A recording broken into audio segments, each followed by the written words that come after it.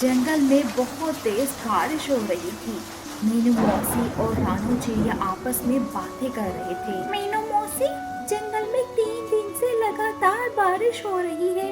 अब तो इस बारिश को बंद हो जाना चाहिए। तुम ठीक कह रही हो रानू चिड़िया। लगता है बारिश बहुत जोरों से हो रही है और इस बारिश से सभी बहुत परेशान हैं और फिक्रमंद भी। मैं जरा जंगल का एक चक्कर लगा कर आती हूँ। ऐसा कहकर रानू चिड़िया बारिश में ही उड़ने लगी। रानू चिड़िया उड़ते उड़ते कुछ ही दूर गई थी कि उसकी नजर एक बकरी के बच्चे पर पड़ी। वो बकरी का बच्चा भीगता हुआ कांप रहा था। अरे, ये बकरी का बच्चा तो ठंड में कांप रहा है। मुझे लगता है ये अपने घर का रास्ता भूल गया है। रानू चिड़िया ने इतना कहा ही था कि तभी रानू चिड़िया की नजर उस बकरी के बच्चे से हटकर थोड़ी ही दूर खड़े एक पेड़ के पास भेड़िए पर पड़ी। ये भेड़िया तो हमारे जंगल का मालूम नहीं होता, ये किसी दूसरे जंगल का लगता है। रानू चिड़िया उड़ते हुए उस भेड़िए के पास गई। कौन हो तुम? मैं अपने जंगल के सभी प्राणियों को जानती हूँ। तुम तो इस जंगल के नहीं लगते। तुम सही कह रही हो, मैं इस जंगल का नहीं हूँ। मैं इस जंगल से गुजर रहा था कि तभी बारिश शुरू हो गई। तो इस बारिश से बचने के लिए मैं इस जंगल में रुक गया। जब बारिश बंद हो जाएगी तो मैं वापस चला जाऊंगा। ठीक है। इतना बोलकर वो रानू चिड़िया उस बकरी के बच्चे के पास जाकर बोली, तुम यहाँ क्या कर रहे हो? तुम्हारी माँ कहाँ है और तुम्हारा नाम क्या है? मेरा नाम गोलू है। मैं बारिश में खेल रहा था और खेलते खेलते बहुत दूर निकल आया और घर का रास्ता भी भूल गया। इतना बोलकर गोलू रोने लगता है। तुम फिक्र मत करो, मैं तुम्हें तुम्हारे घर ले जाऊंगी। मेरी माँ मना कर रही थी, लेकिन मैंने उनकी बात नहीं मानी। तुम्हें अपनी माँ की बात माननी चाहिए थी। चलो मेरे साथ। रानू चिड़िया गोलू को साथ लेकर थोड़ी ही दूर गई थी कि तभी गोलू की माँ वहाँ आ गई। तुम कहाँ चले गए थे गोलू? तुम्हें पता है मैं कितनी परेशान हो गई थी।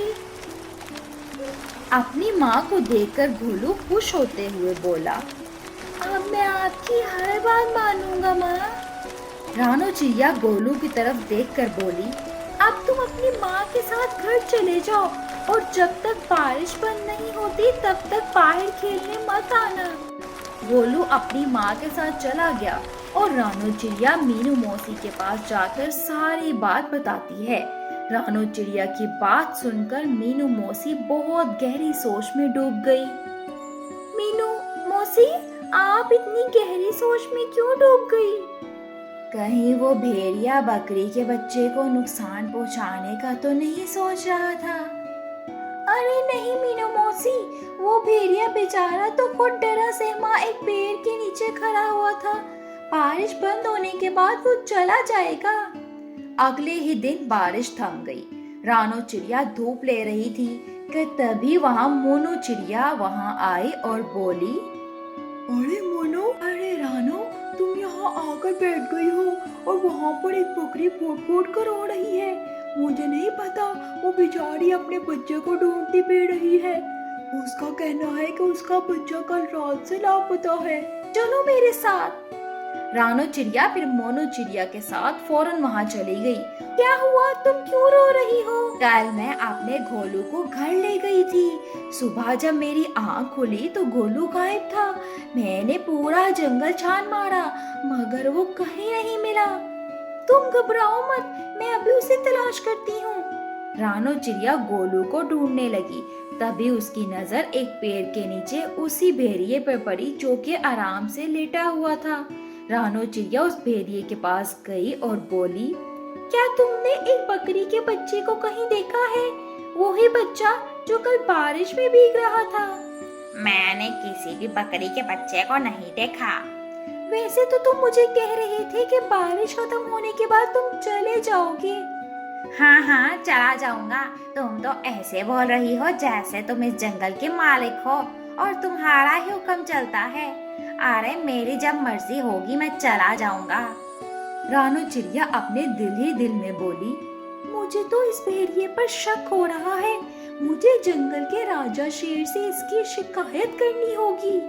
रानो चिड़िया जंगल के राजा शेर के पास चली गई और सारी हकीकत बताते हुए बोली, मुझे इस भेड़िए पर शक हो रहा है। तभी शेर गुस्से से बोला, इसका मतलब वो भेड़िया सही बोल रहा था। तुम हमेशा जंगल के प्राणियों के खिलाफ मेरे कान भरती रहती हो। ये आपको क्या हो गया है महाराज? तभी वो देखती है कि भेड़िया गुफा की दूसरी तरफ से निकलकर गोलू के साथ वहां आकर शेर के सामने खड़ा हो गया। रानो चिड़िया हैरत से उसे देखने लगी। महाराज, जब मुझे पता लगा कि ये बकरी का बच्चा खो गया है तो मैं जंगल में उसकी तलाश के लिए निकल पड़ा और मैं जानता था कि ये रानो चिड़िया मेरे खिलाफ आपके कान भरेगी जरूर। इसीलिए मैंने आपको पहले ही सब कुछ बता दिया था। इस रानो चिड़िया की वजह से ही इस जंगल में दूसरे जंगल का कोई भी प्राण नहीं आता। शेर रानो चिड़िया की तरफ देखकर बोला, और तुम कह रही थी कि भेड़िए ने बकरी के बच्चे को मार डाला और ये तो तुम्हारे आने से पहले ही यहाँ से ले आया। तुम्हें अब सजा मिलेगी, तुम्हें जेल में डाल दिया जाएगा। इतना बोलकर शेर ने अपने सिपाहियों को हुक्म दे दिया और रानो चिड़िया को एक पिंजरे में बंद कर दिया। शेर भेड़िए की तरफ देखकर बोला, तुम्हारे जब तक मर्जी हो तुम यहाँ पर रह सकते हो। भेड़िया खुश होकर वहाँ से चला गया। वो फौरन मीनू मौसी के पास गई और सारी कहानी सुनाई और बोली, कुछ कीजिए मीनू मौसी, जंगल के राजा शेर ने रानो चिड़िया को बंदी बना लिया है। मीनू मौसी गहरी सोच में डूबती हुई बोली, रानो चिड़िया ने मुझे जब बताया था कि वो भेड़िया एक पेड़ के नीचे खड़ा उस बकरी के बच्चे को देख रहा था, मुझे तो तभी कुछ न कुछ गड़बड़ लग रही थी। जो भी हो, लेकिन आप कुछ भी करके उस रानो चिड़िया को उस पिंजरे से बाहर निकालिए। फिक्र मत करो मोनो, अभी हमें कुछ नहीं करना। अभी हमें सिर्फ उस भेड़िए पर गहरी नजर रखनी चाहिए। पहले हमें पता लगना चाहिए कि आखिर उस भेड़िए के दिमाग में चल क्या रहा है। आखिर ये कौन सा मकसद लेकर इस जंगल में आया है। मीनू मौसी और मोनो उस दिन से उस भेड़िए पर नजर रखने लगे। वो भेड़िया दिन भर जंगल में घूमता और दूसरे जानवरों का मांस खाकर सुकून से सो जा। एक दिन भेड़िया टहलते हुए गोलू बकरी के घर के पास चला गया। गोलू अपने घर के बाहर खेल रहा था। भेड़िया उसे अजीब सी नजरों से देखने लगा, लेकिन उसे पता नहीं था कि मीनू मौसी उस पर नजर रख रही है। मीनू मौसी दरख्त पर बैठी थी और मोनो चिड़िया की तरफ देखकर बोली, चलो जल्दी से महाराज को बुला लाओ। लेकिन महाराज क्या मेरी बात सुनेंगे? कैसे भी करके महाराज को यहाँ लाना है। मुझे उस भेड़िए के इरादे ठीक नहीं लग रहे और महाराज का यहाँ आना बहुत जरूरी है। मीनू मौसी की बात सुनते ही मोनू चिड़िया सीधा उड़ते हुए महाराज के पास पहुँच गई। यहाँ पर क्यों आई हो मोनो?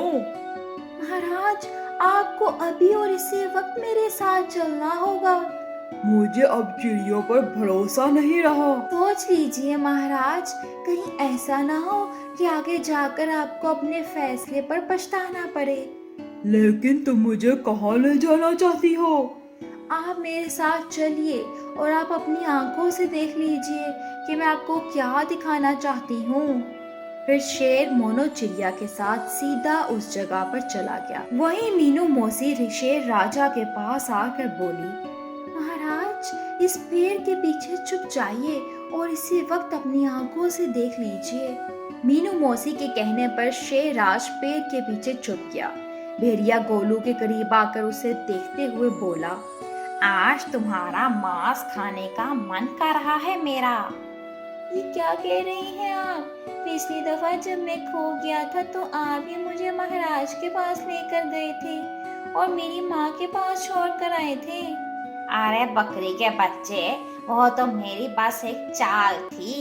जानता था मैं कि इस जंगल में रानो चिड़िया सबसे तेज दिमाग की है। मैंने उसे फंसाने का मंसूबा बनाया था। हा हा हा। मैं कुछ समझा नहीं। जब तू सो रहा था ना, तब मैं तुझे मुंह में दबाकर जंगल के दूसरे हिस्से में छोड़ आया था और फिर खुद ही तुझे जगाकर महाराज के पास छोड़ आया।